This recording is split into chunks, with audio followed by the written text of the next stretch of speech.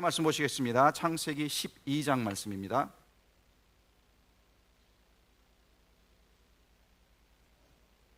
창세기 12장 1절에서 4절까지 말씀인데요, 우리 한 절씩 교독하도록 하겠습니다. 여호와께서 아브라함에게 이르시되 너는 너의 고향 친척과 아버지의 집을 떠나 내가 내게 보여줄 땅으로 가라. 큰 민족을 이루고 내게 복을 주어 내 이름을 창대하게 하리니 너는 복이 될지라. 너를 축복하는 자에게는 내가 복을 내리고 너를 저주하는 자에게는 내가 저주하리니 땅의 모든 족속이 너로 말미암아 복을 얻을 것이라 하시니라. 이에 아브라함이 여호와의 말씀을 따라갔고 롯도 그와 함께 갔으며 아브라함이 하란을 떠날 때 75세였더라. 아멘. 네, 할렐루야. 옆에 분에게 이렇게 인사하겠습니다. 함께 떠납시다. 괜히 또 함께 떠납시다 하니까 목사님 저희 보고 교회를 떠나라는 겁니까?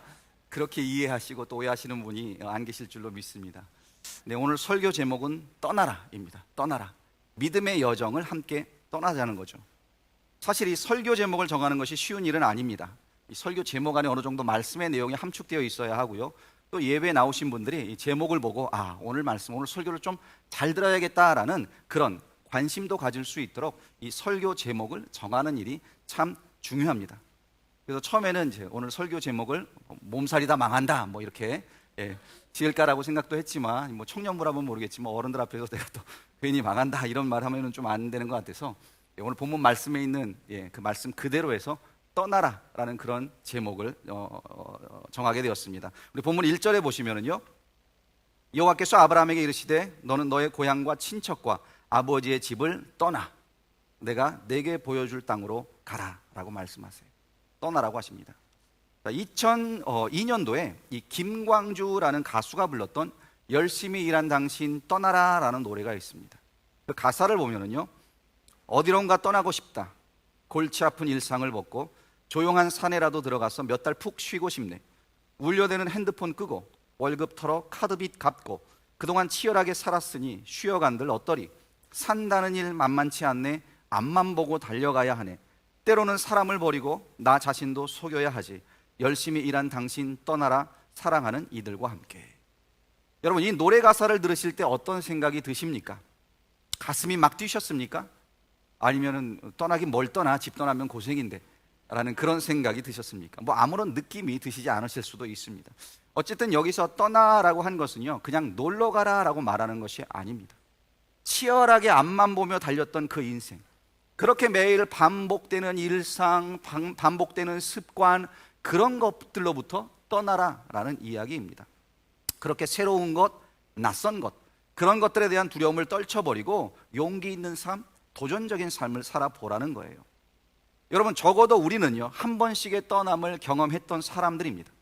이곳 아르헨티나에서 태어나지 않은 이상 여기 계신 분들은 우리 조국 대한민국을 다 떠나서 지구 반대편에 있는 이 아르헨티나 땅까지, 이 낯선 땅, 미지의 땅까지 날아오게 되었습니다. 그런 경험이 우리에게 있어요.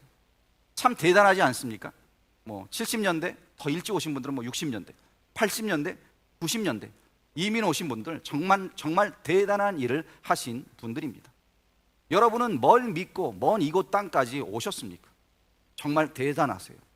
옆에 분에게 한번 이렇게 격려해 주시기 바랍니다. 정말 대단하십니다. 여러분들 참 대단하세요. 어떻게 이민을 떠날 결정들을 하셨습니까? 대단한 겁니다. 그런데 문제는요, 거기서 대단함이 끝났다라는 거예요. 이민 온 후에 그 대단함이 사라져 버렸습니다. 카스테자노 못한다고 주눅 들고 소심해지고, 팬데믹 이후엔 또 인터넷, 스마트폰, 이 애플리케이션 이런 걸 제대로 하지 못하면 장사도 하기 힘들 정도로. 그래서 어떻게 됩니까? 아이들 눈치를 보게 되죠. 자녀들의 도움을 받아야 되니까 자녀들 눈치만 보게 되고, 언제부턴가 그 대단함은 사라지고 그냥 이렇게 매일매일 반복되는 삶에 매어 살아가는 그런 모습이 우리의 모습이 아닌지요. 여러분, 우리는 무언가에 매여서 살아갑니다. 먹고 사는 일에 매여 있기도 하고요, 또 어떤 편안함과 안락함에 매여 살기도 합니다. 그래서 어떤 분들에게 이 떠난다라는 이 말이 사치스럽게 들릴 수도 있습니다. 또 어떤 분들에게는 굉장히 귀찮고 두려운 일로도 느껴질 수 있습니다. 왜입니까? 이 떠난다는 말은요, 반드시 변화를 동반하기 때문에 이런 거부 반응이 생기게 됩니다. 많은 사람들이 변화를 싫어합니다. 여러분들은 어떠신가요? 변화를 좋아하십니까? 많은 분들이요, 변화를 싫어하세요. 왜 싫어할까요? 몇 가지 이유가 있습니다. 첫 번째는 그 변화가 자기가 주도하는 변화가 아닐 때 싫어합니다. 자, 물론 좋다는 건 알아요. 변화가 필요하다는 것도 인정합니다. 그러나 내가 주도하는 것이 아니라 남이 변화라고 말하면 하기가 싫어집니다. 그래서요, 남편들이요, 아내의 잔소리를 들어도 절대로 안 변하는 겁니다. 자, 내가 이러면 안 되지, 뭐 좀 변해야겠다라는 생각이 들어요. 그런데 갑자기 아내가 당신 좀 그러지 마, 제발 이것 좀 해 라고 하면 이상하게 그 순간부터 묘하게 거부 반응이 생깁니다. 싫어, 안 해, 안 변해. 가끔씩 이렇게 어린아이 같이 반응을 하죠. 내가 하고 싶어서 하는 게 아니라 아내가 시키니까 기분이 나쁘다는 거예요. 그래서 절대로 안 변한다는 겁니다. 그래서 어떤 분이 그런 말을 하시더라고요. 아내의 고함 소리는 절대로 남편을 변화시킬 수 없다. 진리인 것 같아요. 스스로 깨닫고 변할 수 있도록 옆에서 많이들 격려해 주시기를 바랍니다. 또 두 번째, 변하지 않는 건요, 습관이 우리의 변화를 가로막기 때문에 그렇습니다. 우리 모두에게는 습관이라는 것이 있습니다. 좋은 습관도 있고 나쁜 습관도 있습니다. 자, 이 습관이라는 것은요, 같은 일을 계속 반복할 때 나도 모르게 이 몸에 밴 것이에요. 그렇죠? 그러니까 처음에는 내가 습관을 형성한다, 내가 습관을 만들어간다, 우리가 이렇게 생각을 합니다. 그런데 나중에는 어떻게 됩니까? 습관이 우리를 움직입니다. 습관이 우리를 조종하고 습관에 따라 우리가 움직이게 되더라는 거예요. 한번 가만히 생각해 보시기 바랍니다. 우리가 이제 예배에 나와 자리에 앉는 것도 그래요.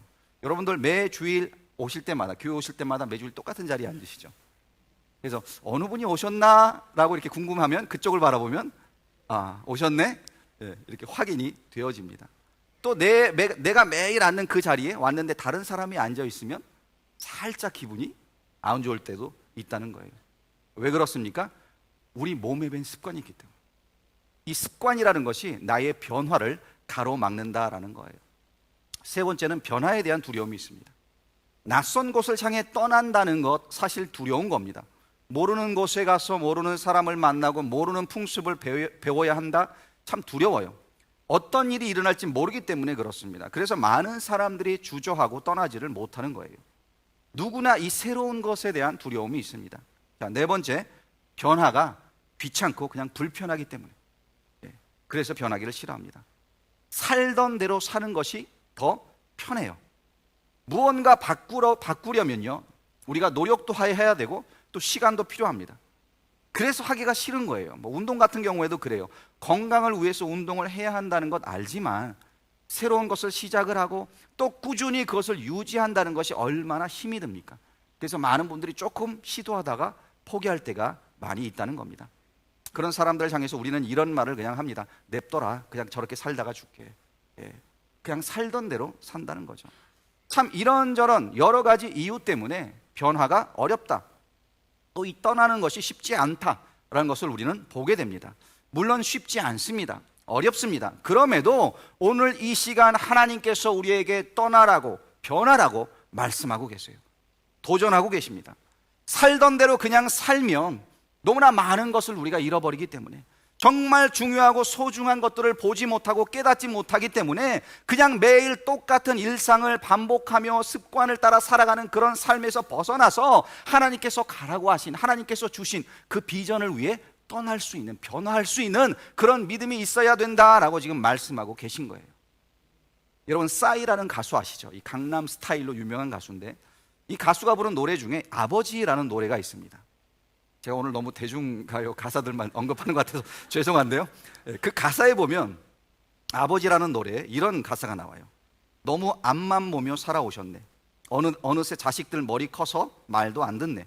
한평생 처자식 밥그릇에 청춘 걸고 새끼들 사진 보며 한 푼이라도 더 벌고 눈물 먹고 목숨 걸고 힘들어도 털고 일어나. 이러다 쓰러지면 어쩌나. 아빠는 슈퍼맨이야. 얘들아 걱정 마. 위에서 짓눌러도 티낼 수도 없고 아래에서 치고 올라와도 피할 수 없네. 무섭네. 세상 도망가고 싶네. 젠장 그래도 참고 있네. 맨날 아무것도 모른 채 내 품에 뒹굴거리는 새끼들의 장난 때문에 나는 산다. 힘들어도 간다. 여보 얘들아 아빠 출근한다. 참 너무 힘들게 살아가는 아빠의 모습을 그리고 있습니다. 힘들어도 아파도 이 세상에 짓눌려도 아빠는 뭐라고요? 슈퍼맨이 될 수밖에 없다. 그것이 우리의 현실이라는 거예요. 또 이제 제가 1절 가사만 이게 언급했는데 2절 가사에 보면 아들이 이런 말을 합니다. 아버지 왜 그렇게 사셨어요? 왜 그렇게 힘들게 사셨어요? 여러분, 열심히 사는 거 중요합니다. 그러나 무엇을 위해 왜 열심히 사느냐 하는 것이 더 중요하다라는 것을 기억하시기 바랍니다. 왜입니까? 너무 우리가 바쁘게 정신없이 살다 보니까 우리가 살면서 보지도 못하고 느끼지도 못하는 것들이 너무나 많이 있다는 거예요. 자, 우리가 노를 열심히 저어갑니다. 앞으로 저어갑니다. 앞만 보고 나아갑니다. 분명 이 배가 물 위에 떠 있는데 이 물을 볼 겨를도 없습니다. 그런데 그 노를 놓치는 순간 그때 비로소 강물이 보이기 시작합니다. 산을 올라갑니다. 정상을 향해 열심히 더 높이 올라가야 한다는 생각만을 가지고 계속 올라갑니다. 그때는 내 주변에 뭐가 있는지 잘 보이질 않습니다. 그런데 산에서 내려올 때, 내 인생이 추락할 때, 그때 비로소 내 옆에 꽃이 있었다라는 사실, 그 사실이 보여지기 시작한다는 거예요. 아이들이 아빠가 필요해서 아빠를 찾지만 아빠는 바쁘다고 보이질 않습니다. 그런데 은퇴하고 아빠가 아이들을 찾으니까 이제는 아이들이 바빠서 더 이상 아빠가 아이들을 만날 수가 없게 된다는 거예요. 참 우리는요, 항상 너무 늦게 깨닫는 것 같습니다. 무엇이 소중한지, 무엇이 참 가치가 있는 것인지 시간이 지나야 알고 심지어 잃어버려야지만 알게 되더라라는 거예요. 이런 우리를 향해서 주님은 떠나라고 지금 말씀하세요. 지금 변해야 된다라고 말씀하고 계신 겁니다. 자, 오늘 본문은 하나님이 이 믿음의 조상으로 아브라함을 부르시는 그런 장면입니다. 하나님이 아브라함에게 처음 하셨던 말씀이 무엇이냐 하면 바로 떠나라는 말이었어요. 떠나라. 본문 1절을 우리 다시 한번 보겠습니다. 1절입니다.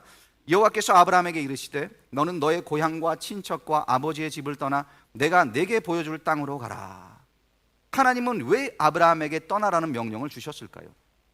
이 명령에 담겨있는 의미는 무엇이며 과연 떠난다는 것은 내 삶 속에 어떤 의미로 다가오고 또 이 말씀을 우리가 어떻게 적용할 수 있겠습니까? 이 시간 우리가 함께 나누어 보도록 하겠습니다. 제일 먼저 떠나라는 이 말씀엔 죄를 떠나라는 의미가 담겨져 있습니다. 죄를 떠나라. 자, 하나님께서요, 고향, 친척, 아비집을 떠나라고 말씀하십니다. 이 말씀은 지금 죄의 자리를 떠나라고, 죄를 버리라고 말씀하고 계신 겁니다. 왜 아브라함이 고향을 떠나는 것이 죄를 떠나는 것일까요? 창세기 11장 27절 28절을 한번 보겠습니다. 여기 보시면 이 아브라함의 가족들에 대해서 언급을 하고 있는데, 데라의 족보는 이러하니라. 데라는 아브라함과 나홀과 하란을 낳고 하란은 롯을 낳았으며 하란은 그 아비 데라보다 먼저 고향인 갈대인의 우르에서 죽었더라. 자, 여기 보시면 데라라는 사람이 나옵니다. 그에게는 세 아들이 있었어요. 아브라함, 나홀, 하란이라는 세 아들이 있었습니다. 그런데 막내 아들 하란이요, 이 아버지 데라보다 갈대아 우르에서 먼저 죽는 일이 벌어집니다. 또 이 구절은 아브라함의 가족이 누구였는지 그의 가정사를 지금 보여주고 있는데요, 그 집안의 출신에 대해서 갈대아 우르 지역 출신이었다라고 언급을 합니다. 자, 그러면 이 갈대아 우르에서 이 집안은 무엇을 하는 집안이었을까요? 여호수아서 24장 2절에 보니까요, 여호수아가 모든 백성에게 이르되 이스라엘의 하나님 여호와께서 이같이 말씀하시기를 옛적에 너희의 조상들 곧 아브라함의 아버지 나홀의 아버지 데라가 강 저쪽에서 거주하여 다른 신들을 섬겼으나. 자, 여기서 말하는 강 저쪽은 지금 갈대아 우르를 말하고 있는 겁니다. 그곳에서 이 아브라함의 가족들이 무엇을 했다고요? 다른 신들을 섬겼으나. 다른 신들을 섬기는, 우상을 섬기는 그런 집안이었던 겁니다. 그렇습니다. 이 갈대아 우르는요, 하나님이 아닌 다른 신들을 섬겼던 곳입니다.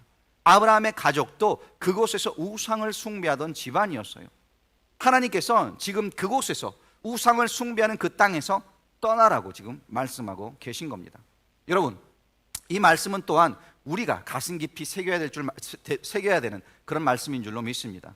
왜냐하면 우리가 살아가는 이곳, 이 땅도, 이 시대도 지금 수많은 죄와 우상들이 우리들을 유혹하고 있기 때문에 그렇습니다. 여러분, 죄가 무엇입니까? 사람을 죽이는 게 죄입니까?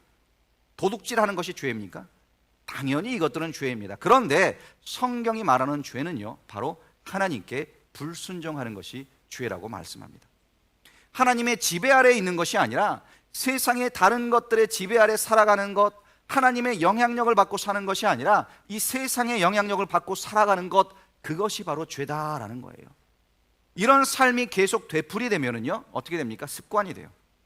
일상이 돼버려요. 예. 죄를 습관적으로 짓게 됩니다. 그리고 문제는 그것이 죄인 줄을 잊고 우리가 살아가게 된다라는 겁니다. 자, 그러면 여러분의 삶을 지금 지배하고 있는 것이 무엇입니까? 무엇이 여러분의 생각을 지배합니까? 한번 스스로에게 질문해 보시기 바랍니다. 나를 지배하고 있는 감정은 무엇인가? 남의 것을 탐하고 있지는 않은가? 누군가를 미워하고 있지는 않은가? 그런 생각들이, 그런 감정들이 나의 삶에 영향을 미치고 있지는 않은가? 한번 생각해 보세요. 여러분, 저 같은 경우에는요, 이 카페인의 영향을 참 많이 받고 살아갑니다. 아침에 일어나서 커피를 마시지 않으면 하루가 시작된 것 같지 않아요. 뭔가 찝찝합니다. 오늘 아침에도 일어나자마자 커피를 한 잔 마셨고요, 좀 이따 아내와 빵을 먹으면서 커피를 또 마셨습니다. 교회 와서 사무실에서 제일 먼저 한 것도 커피를 마신 겁니다. 설교하기 전에 벌써 아침에 커피를 3잔이 좀 넘도록 마셨습니다. 자, 그런데 커피를 이렇게 한 잔 딱 마시면은요, 이 카페인이 몸에 들어가면 정신이 맑아지는 것 같아요. 그리고 드디어 하루를 시작하는구나 하는 그런 기분이 듭니다. 그래서 하루에 보통 5잔 이상의 커피를 제가 마셔요. 저는 아침에 일어나면 무조건 이 커피 생각부터 하게 됩니다. 여러분은 어떠십니까? 어떤 분은 아침에 일어나면 담배 생각부터 드신다는 분도 계시고, 술 생각하시는 분들도 계시고, 일어나자마자 핸드폰부터 찾으시는 분들도 계시고, 그렇게 누구는 도박에, 또 어떤 분들은 쇼핑에, 어떤 분들은 운동에, 어떤 분들은 또 외모에, 심지어 소유에 이렇게 집착하며 그것들의 지배를 받으며 우리가 살아가더라는 거예요. 여러분, 오해하지는 마세요. 그런 것들이 다 죄라는 것은 아닙니다. 나에게 영향력을 행사하는 그것들 중에는 죄도 있을 수 있고 죄가 아닌 것도 당연히 있습니다. 그런데 문제는요, 처음에는 죄가 아닌 것 같아도 언제부턴가 그것이 나를 통제하고 그것이 나를 컨트롤하고 나를 하나님에게서 멀어지게 한다면 그것이 우상이 된 거예요. 그리고 우상이 되는 순간 죄가 된다라는 겁니다. 하나님이 계셔야 하는 그 자리에, 하나님이 다스려야 하는 그 자리에 다른 것이 들어와 앉아 있다면 그것이 우상이고 불순종이고 죄가 된다라는 겁니다. 죄 중에는요, 좀 더 객관적이고 구체적인 죄들이 있습니다. 그것들을 우리는 쉽게 죄라고 인정을 하고 또 조심을 합니다. 그런데 사회적으로 받아들여지고 또 내 주변에 많은 사람들이 하는 것이라면 별로 위험하다라고 느끼지 않는다는 거예요. 좀 찜찜해도 뭐 다 하는 거니까 그냥 따라서 같이 즐기게 되더라는 겁니다. 여러분, 여러분이 즐기시는 그것이 여러분의 인생을 좀 먹고 있다면 그것으로부터 떠나야 합니다. 여러분이 즐기시는 그것이 예배의 자리에서 멀어지게 하고 말씀과 기도의 자리에서 멀어지게 한다면 그것으로부터 떠나야 한다라는 거예요. 하나님께서 나를 복의 근원으로 불러주셨는데 내가 있는 그것을 복된 곳으로 만들지 못한다면, 아니 오히려 그곳에서 악한 영향력만 내가 받고 있다면 그곳을 떠나야 한다라는 겁니다. 내가 하는 그것이 내 영적 성장을 막고 있지는 않습니까? 내가 하는 그것이 내 가족에게 상처를 주고 있지는 않습니까? 내가 하는 그것이 하나님께 순종하지 못하게 하지는 않습니까? 그렇다면 그 자리에서 떠나야 한다는 거예요. 시편 79편 9절에 보면 시편 기자가 이런 기도를 합니다. 표준 세번역으로 읽어드릴게요. 우리를 구원하여 주시는 하나님, 주의 영광스러운 이름을 생각해서라도 우리를 도와주십시오. 주의 명성을 생각해서라도 우리를 건져주시고 우리의 죄를 용서하여 주십시오. 이 시편 기자가 하는 기도가 어떤 기도인가 하면요, 하나님, 우리의 죄를 용서하시고 죄악에서 건져주세요. 우리를 도와주세요. 이 죄를 짓지 않도록, 이 죄의 자리에서 떠날 수 있도록 도와주세요라고 지금 기도하고 있는 겁니다. 여러분, 이런 기도가 우리에게 있어야 될 줄로 믿습니다. 주님 도와주세요.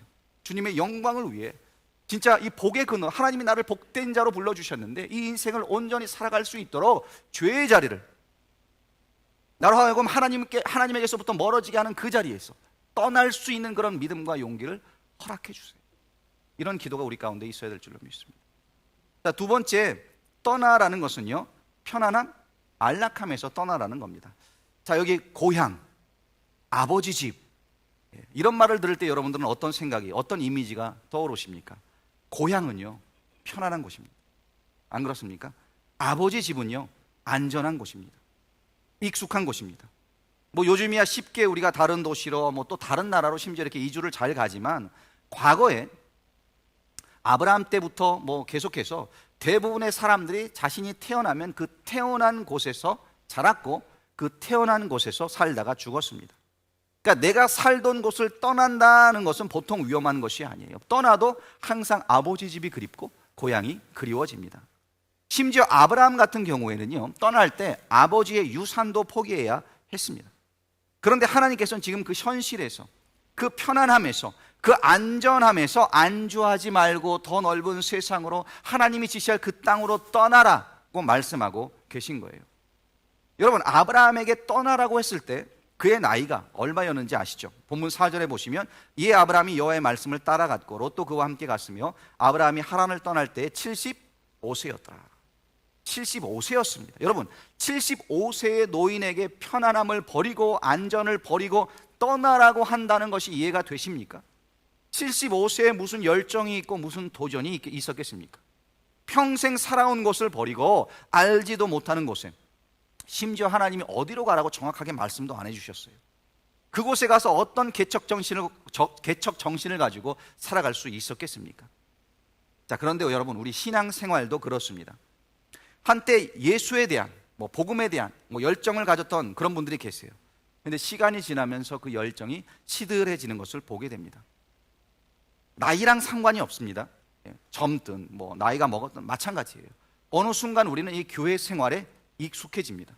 일주일에 한 번 나와 예배드리고 또 교회 어떤 부서에서 봉사도 할 수 있습니다.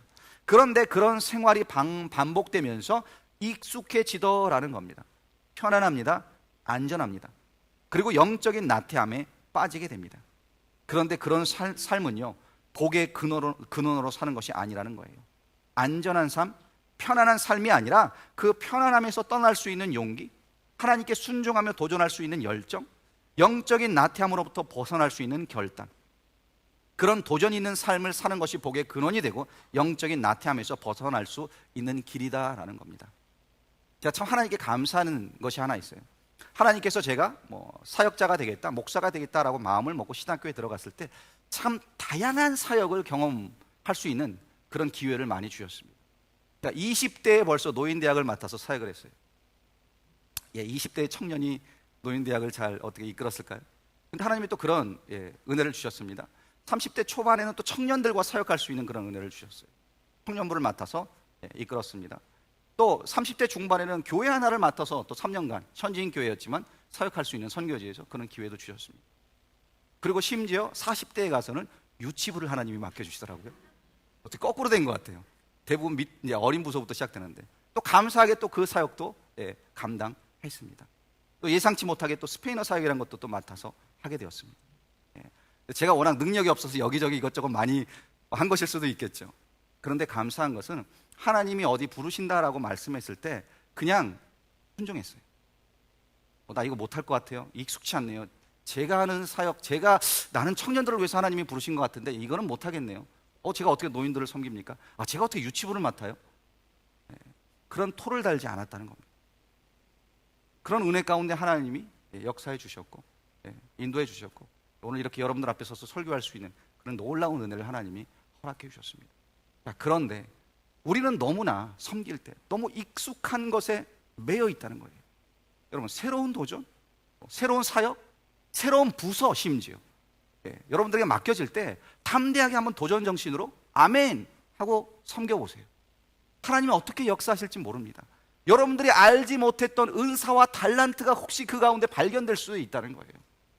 예상치 못한 하나님의 그 부르심 앞에 나 못해 라고 말하기 전에 하나님이 부르시나? 기도해 보시고 하나님이 부르신다면 아멘 해보겠습니다. 그런 믿음의 결단을 내리는 여러분들이 되시기를 간절히 부탁드립니다. 그렇습니다.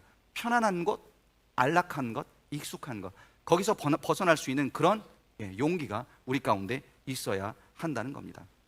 그래서 여러분, 하나님께서요, 사실 영적으로 우리가 나태해질 때마다 우리를 부르세요. 하나님께서는 그 편안함을 떠나라고 부르세요.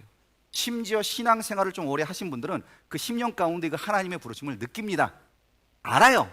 해야지, 나가야지, 섬겨야지, 알아요. 그런데 이 편안함 안락함에서 떠나지를 못해요. 떠나지를 못해. 간절히 다시 한번 부탁드립니다. 여러분, 믿음의 결단을 내리시고, 진짜 죽으면 죽으리라라는, 요즘은 그런 설교가 많이 안 들리는데, 옛날에 이제 목사님들 설교하실 때 죽으면 죽으리라는 그 믿음으로 그 자세로 하나님을 믿고 신앙생활을 하라고 했는데, 다시 한번 그런 도전을 여러분들 해보시기를 부탁드리고, 도전 여러분들에게 해드립니다. 여러분, 너무나 익숙한 것, 편안한 것, 그런 것들 의지하지 마시기 바랍니다. 제가 지난주 우리 임직자, 피택자도 훈련받는 데서 그랬지만, 사람이 편한 것을 계속 추구하면요, 달리는 것보다 걷는 것이 편합니다. 걷는 것보다 가만히 어디 기대에 서 있는 것이 편합니다. 서 있는 것보다 앉아 있는 것이 편하죠. 앉아 있는 것보다 누워 있는 것이 편합니다. 누워 있는 것보다 땅에 묻히는 게 더 편해요. 아니 진짜예요. 무슨 말입니까? 편안함을 추구하면 계속해서 어디에서 끝이 나나요? 죽음에서 끝나요. 살아있는 것은 계속 변합니다. 살아있는 것은 계속 성장합니다. 살아있는 것은 계속 움직입니다. 여러분들이 영적으로 살아 계시다면 편안한 것 제발 추구하지 마세요. 안락한 것 너무 그런 거 의지하지 마세요. 그러면 어떻게 됩니까? 죽어요. 영적으로 계속 도전하시고 일어나시고 새로운 시도를 하시고 편안함에서 떠날 수 있는 우리 모두가 될 수 있기를 간절히 부탁드립니다. 자, 세 번째로 떠나라는 것은요, 아브라함에게 믿음으로 살라라는 말씀입니다. 여러분, 소명이 무엇입니까? 소명은 하나님의 부르심입니다. 그리고 그 부르심에는 목적이 있습니다. 하나님의 목적, 하나님의 뜻이 있어요. 그런데 하나님께서 우리에게 소명을 주실 때 항상 구체적으로 그 소명이 무엇이다라고 알려주시지는 않더라는 겁니다. 아브라함에게도 그랬죠. 그냥 보여줄 땅으로 가라라고만 하세요. 어디로 가야 하는지 구체적으로 알려주질 않습니다. 이런 아브라함의 상황에 대해서 히브리서 11장 8절에 보면 이렇게 말씀합니다. 믿음으로 아브라함은 부르심을 받았을 때 순종하여 장래의 유업으로 받을 땅에 나아갈새 갈 바를 알지 못하고 나아갔으며, 갈 바를 알지 못하고 나아갔습니다. 그냥 말씀을 믿고 순종한 겁니다. 심지어 그 말씀이 구체적이지도 않았습니다. 그냥 막연했어요. 앞으로 일어날 일에 대해서도 하나님께서는 알려주시지 않았고요, 어디로 가야 되는지 그 장소에 대해서도 하나님께서는 알려주질 않으셨습니다. 우리도 그럴 때가 있습니다. 내가 계획을 세우고 내가 목적을 세우고 목표를 세우고 이렇게 내가 이것을 이루어야겠다라고 생각을 하는데 하나님께서 그 일을 틀으실 때가 있죠. 내가 계획한 대로 일이 안 될 때가 자주 있습니다. 그럴 때 어떤 생각을 합니까? 우리는 땅을 치고 굉장히 하나님을 원망을 해요. 근데 그래서는 안 된다는 거죠. 그 가운데 하나님이 인도하실 때는 우리가 알지 못하는 방법으로, 비록 우리가 온전히 깨닫지 못한다 할지라도 그 가운데 믿음으로 나아갈 때 한 걸음 한 걸음 인도하시는 하나님의 은혜와 동행하심이 있다는 거예요. 지금 아브라함을 보세요. 아브라함은요, 스스로 아무런 계획도 세울 수 없는 그런 상태였습니다. 하나님, 난 이곳으로 가고 싶습니다 라고 말도 하지 못해요. 하나님, 저는 이런 일을 하고 싶습니다 라고 말도 못하는 그런 상황이었습니다. 그런데 아브라함에게는 아무런 계획도 없었지만 하나님께서는 계획이 있으셨다는 거예요. 그를 향한 계획이 있으셨습니다. 목적이 있으셨습니다. 그를 믿음의 근원, 복의 근원, 믿음의 조상으로 세우고자 하는 그 계획이 하나님의 마음 가운데 있었다는 겁니다. 아브라함은 몰랐지만, 그래서 하나님께 그 모든 것을 맡기고 믿음으로 순종하여 갈 바를 알지 못하고 나아갈 때 그 끝에서 하나님께서 그를 믿음의 조상으로 세우는 놀라운 역사가 일어났다는 거예요. 여러분, 이것이 믿음입니다. 믿음은요, 내가 알아서 내가 계획을 세워서 내가 뭔가를 이루기 위해서 하나하나 계산을 해놓고 갈 길을 정해 놓는 것, 그것이 믿음이 아니라는 거예요. 나를 부르신 하나님께서는 분명히 나를 향한 계획이 있다라는 것, 그것을 믿는 것이고, 그 하나님의 계획에 온전히 나를 맡기고 갈 바를 알지 못해도 길이 보이지 않아도 떠나라 하시면 그 말씀에 순종해서 나아가는 것, 그것이 복의 근원으로 믿음의 조상으로 사는 그런 인생이 된다라는 거예요. 자, 보세요. 이 떠나라는 말씀 가운데 하나님께서는 이런 복을 아브라함에게 약속하셨습니다. 2절과 3절을 보시면 내가 너로 큰 민족을 이루고 내게 복을 주어 내 이름을 창대하게 하리니 너는 복이 될지라. 너를 축복하는 자에게는 내가 복을 내리고 너를 저주하게 하는 자에게는 내가 저주하리라. 땅의 모든 족속이 너로 말미암아 복을 얻을 것이라 하신지라. 지금 뭐라고 말씀하십니까? 아브라함 자체가 복이 된다, 복의 근원이 된다라고 말씀하세요. 네가 복을 쫓아가는 인생이 아니라 복이 너를 찾아오는 인생이 된다라는 겁니다. 그래서 너를 통해 다른 민족이 복을 받고 모든 민족이 복을 받고 또 훗날 너를 통해 예수 그리스도가 이 땅을 구원할 메시아로 오신다라는 이 약속의 이 말씀 가운데 담겨져 있는 겁니다. 여러분과 저는요 모두 하나님의 부르심을 입은 자들입니다. 믿으십니까? 우리를 부르신 하나님께서 우리를 향해서도 너는 복이 될지다 라고 말씀을 하세요. 가만히 여러분 한번 인생을 돌아보시기 바랍니다. 하나님께서 나를 복의 근원으로 복된 인생으로 불러주셨는데 너무 복을 뒤쫓아가는 그런 삶을 살아오지는 않았는지, 복이 찾아오는 인생이 아니라 복을 쫓아만 다니는 인생, 그런 인생을 살지는 않았는지요. 간절히 바라기는 여러분이 서 계신 그곳이 복된 자리가 되기를 축원합니다. 그래서 여러분이 만나는 모든 사람들, 그 사람들이 여러분을 통해서 하나님의 임재를 경험하고 또 여러분이 입을 열고 하나님의 은혜를 나눌 때마다 그 듣는 사람들의 심령 가운데 하나님의 살아계심이 느껴지고 만나지고 그런 복의 통로로 쓰임받는 여러분들이 되시기를 간절히 축원합니다. 그러기 위해서 여러분 떠나는 것을 두려워하지 마십시오. 죄의 자리에서 먼저 떠나십시오. 편안함, 안락함, 영적 나태함, 그 자리에서 떠나십시오. 또 믿음으로 살아가는 이 도전을 두려워하지 마시고 믿음으로 떠나십시오. 그렇게 성공을 쫓고 피곤한 인생을 살아가는 것이 아니라 복의 근원으로 하나님의 인도 가운데 살아가는 우리 모두가 될 수 있기를 간절히 축원드립니다.